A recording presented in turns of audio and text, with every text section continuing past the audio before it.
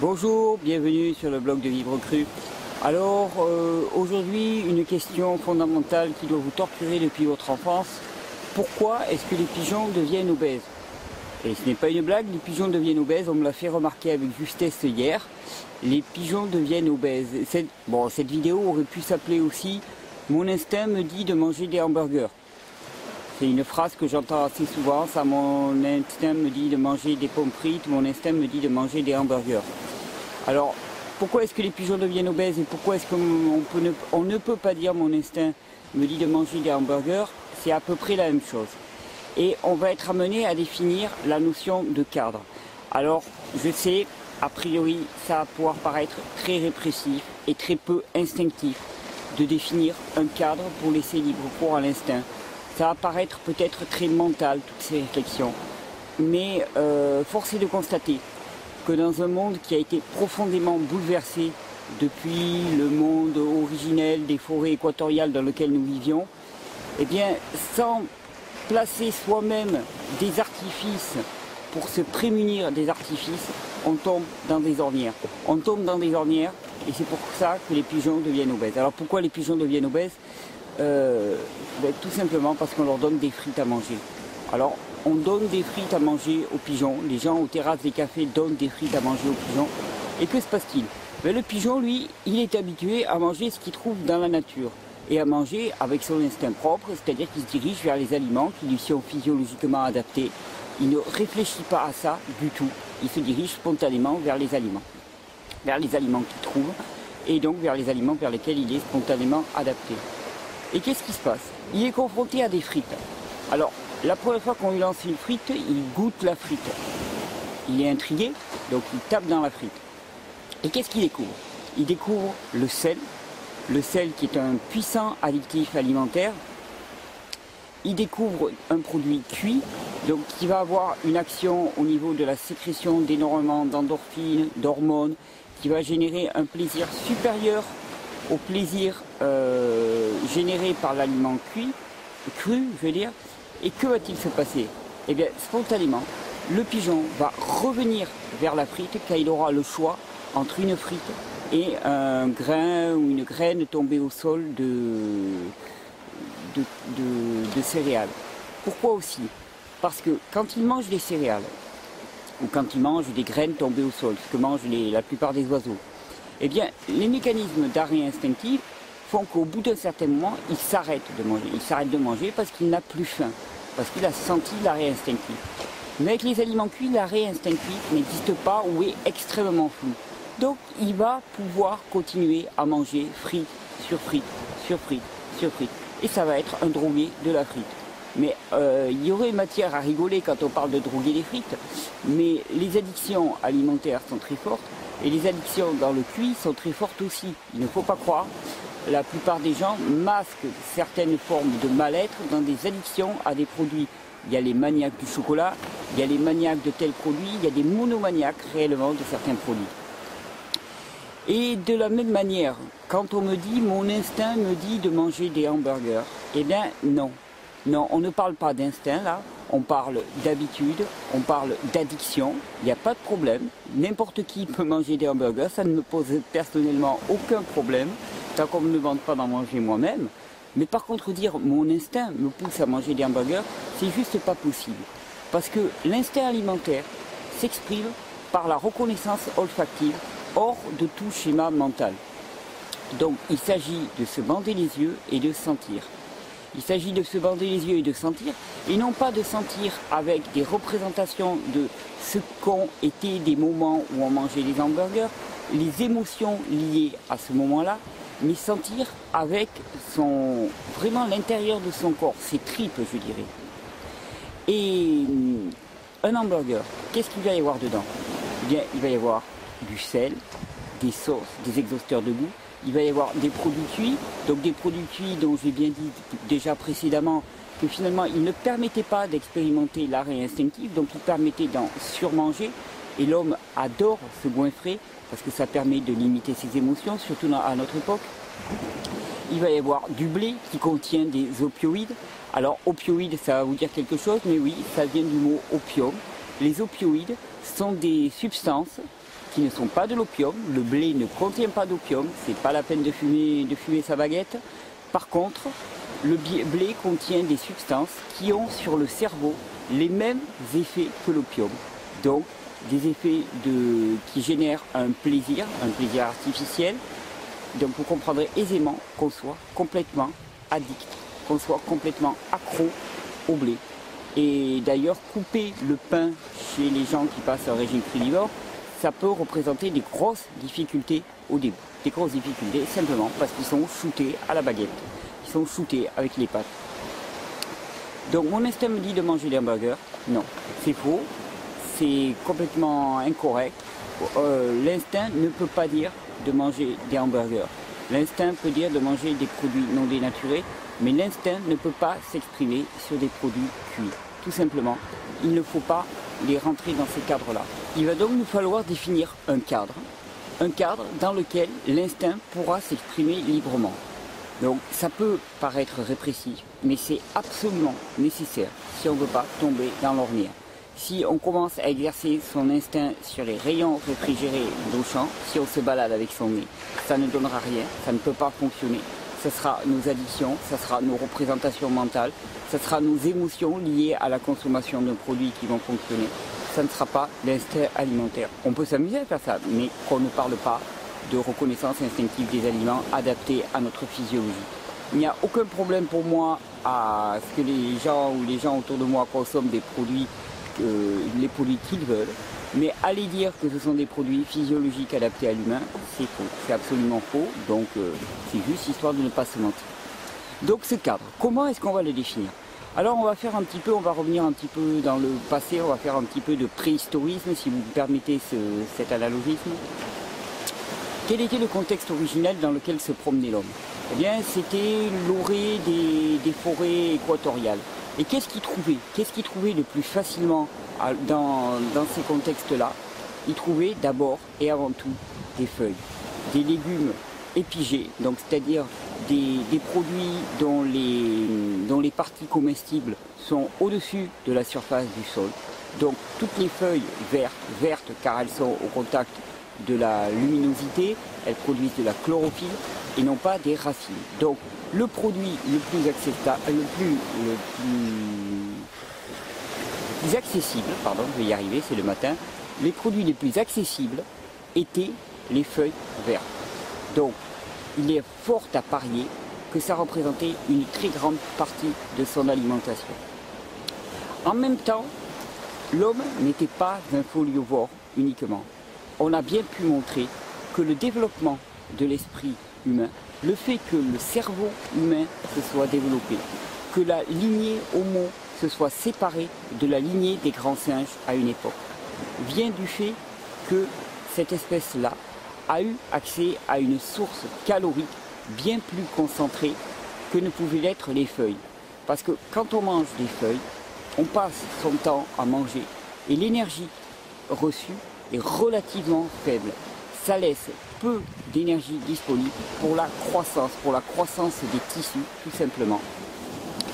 En plus, les feuilles sont très chargées en minéraux, mais ce ne sont pas au niveau vitaminique les produits les plus riches. Donc il y a fort à parier que la lignée Homo s'est différenciée en ayant recours à des aliments de densité énergétique bien supérieure. Et ces aliments de densité énergétique bien supérieure, c'était les fruits. Les fruits étaient accessibles. Les fruits étaient accessibles, ils l'étaient moins que les feuilles vertes, certainement. Ils demandaient à ce qu'on grimpe aux arbres, ils demandaient donc à ce qu'on fasse des efforts. Pourquoi est-ce qu'ils demandaient à ce qu'on monte aux arbres? Parce que d'autres espèces montaient elles-mêmes aux arbres, donc il y a peu de chances que les fruits tombaient au sol et qu'on les ramasse au sol comme on ramasse les pommes au pied d'un pommier maintenant. Il y avait beaucoup de concurrence, mais les fruits étaient accessibles. Ils étaient moins accessibles que les feuilles. Qu'est-ce qui était extrêmement accessible aussi, certainement, ne nous en déplaise, ne vous en déplaise, n'en déplaise certains, on ne va pas polémiquer là-dessus, mais c'était certainement les larves et les tout petits insectes. Tout ce qui est très lent comme insectes, comme les chenilles et les larves, était certainement très accessible. Donc il y avait donc les feuilles les écorces et les petites larves et insectes très accessibles, les fruits qui l'étaient un petit peu moins, qui étaient aussi saisonniers. Donc ça, c'est une donnée à vraiment prendre en compte et qui est vraiment une donnée critique dans notre monde où l'on peut complètement s'affranchir des saisons. Et ça, c'est un très gros risque. Donc fonctionner avec la saisonnalité des fruits, c'est déjà se prémunir contre des surdoses de certains produits. Ensuite, au niveau d'accessibilité, on trouvait les racines, peut-être. Mais les racines étaient plutôt une stratégie de survie. C'est une stratégie de survie quand une branche de la lignée Homo a quitté les forêts pour une raison qu'on ignore encore et s'est retrouvée dans les steppes. Alors dans les steppes, elle a gratté le sol, mais l'homme n'est pas adapté pour gratter le sol. Donc c'est pour ça que je me permets d'insister sur les feuilles et les jeunes pousses tendres vertes et non pas sur les racines. Pour moi, les racines sont des aliments impropres à la consommation. Je vais vous dire pourquoi. Parce que en termes de richesse en minéraux, elles sont relativement faibles dans la mesure où elles ne sont pas exposées au soleil, mis à part la carotte qui est une racine très particulière. Donc en termes de minéraux, elles sont beaucoup moins intéressantes que les feuilles vertes. En termes de vitamines, elles sont beaucoup moins intéressantes que les fruits. Elles ont des sucres qui sont la plupart du temps des sucres complexes, des amidons, qui sont beaucoup plus difficiles à digérer que les sucres simples des fruits. Donc pour moi, c'est une source énergétique de second ordre, de seconde qualité. C'est plutôt une nourriture de survie qu'une nourriture de vie. Donc voilà mon avis sur les racines. Et les racines sont beaucoup utilisées par les crudivores qui ont peur des fruits. Simplement parce qu'ils manquent énormément de sucre. Ils crèvent de faim pour des sucres et donc ils se dirigent vers les racines en quantité, ils font des saladiers entiers de carottes râpées. Mais si on mange des fruits, en quantité, il n'y a aucun problème de ce côté-là. Et donc ensuite, quelles étaient les nourritures qui étaient beaucoup plus rares, beaucoup plus difficiles d'accès? C'était tout le reste. Tout le reste, c'était les animaux, bien sûr, la viande d'animaux. Et plus l'animal est grand, plus il était rare, extrêmement rare d'en rencontrer. C'est pour ça que l'homme ne devait consommer de la viande de gros animaux que de façon extrêmement épisodique, en petite quantité. Et ce qu'il trouvait, il y a plus de chances qu'il ait été un charognard qu'autre chose. Le miel, tous ces produits-là étaient extrêmement rares. Alors extrêmement rares, est-ce que ça veut dire qu'ils doivent être complètement absents d'une alimentation moderne? Je ne sais pas. Et c'est là où l'instinct est intéressant, dans la mesure où ces produits restent crus.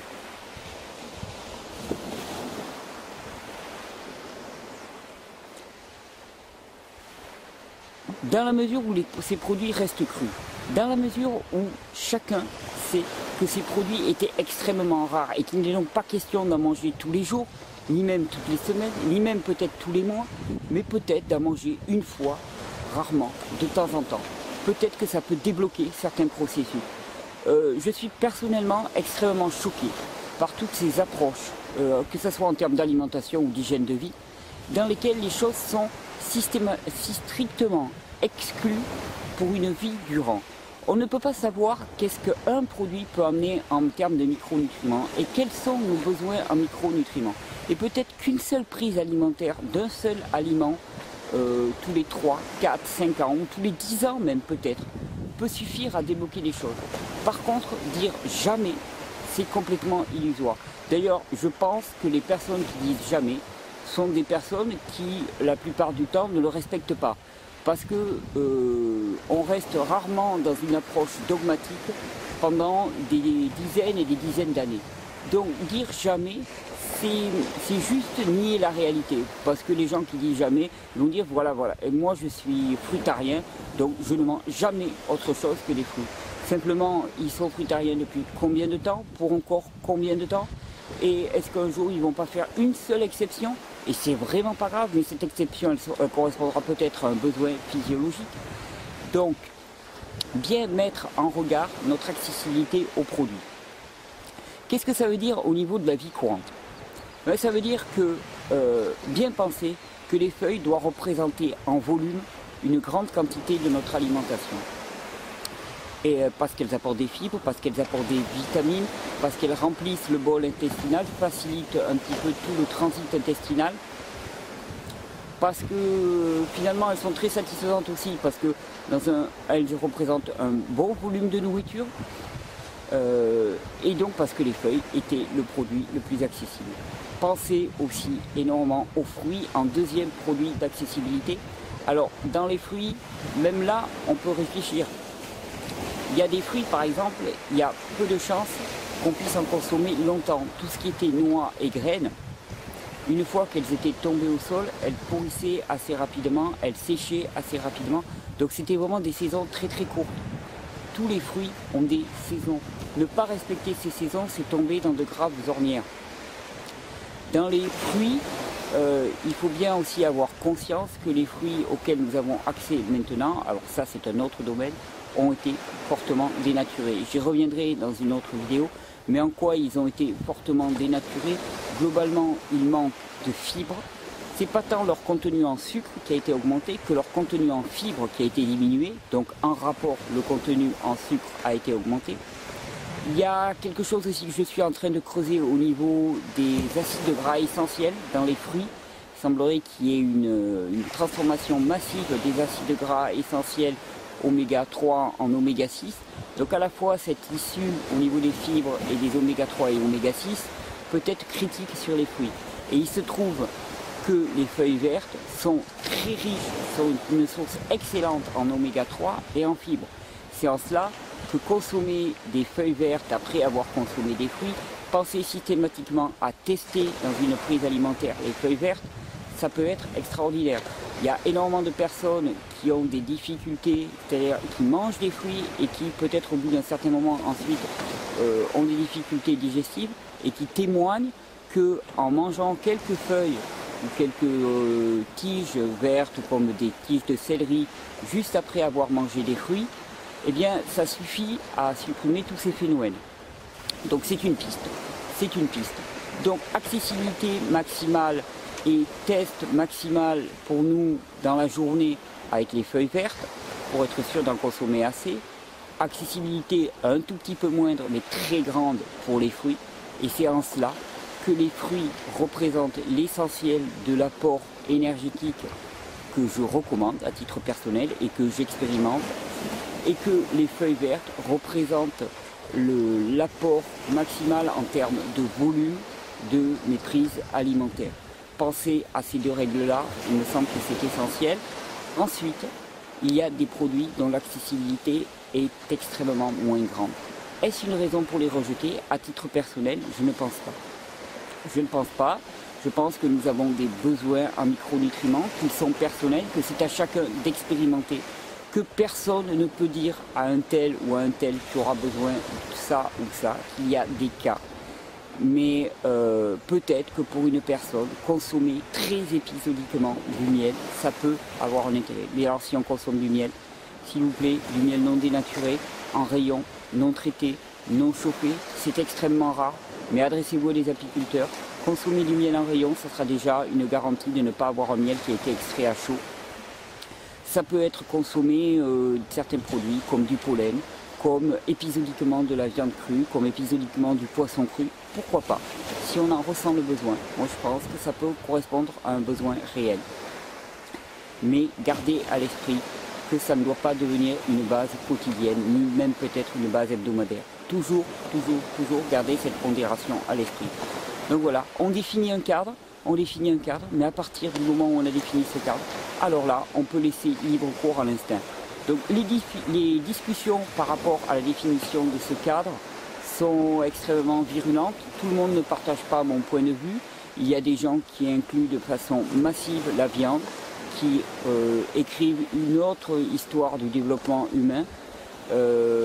Force est de constater quand même, quand on interroge les paléontologues, que les grandes chasses ne sont apparues que très très tard dans l'histoire humaine, que la consommation de viande animale de façon massive est plutôt une conséquence d'une sortie de notre biotope originel, d'une sortie de ces forêts équatoriales et d'une migration vers des contrées hostiles, vers le nord.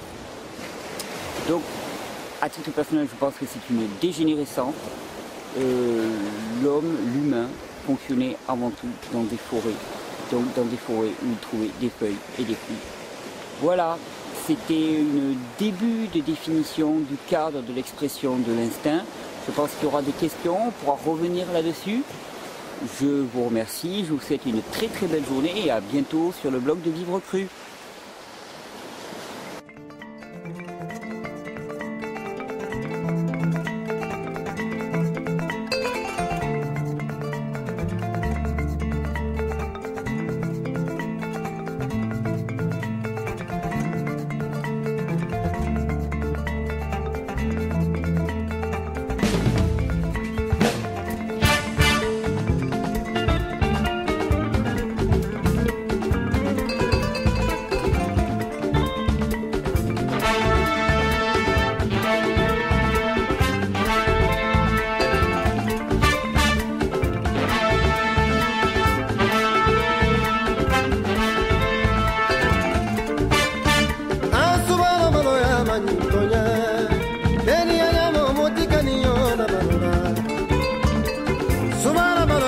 Motorola, con la virini jigi mai kana jigi sama.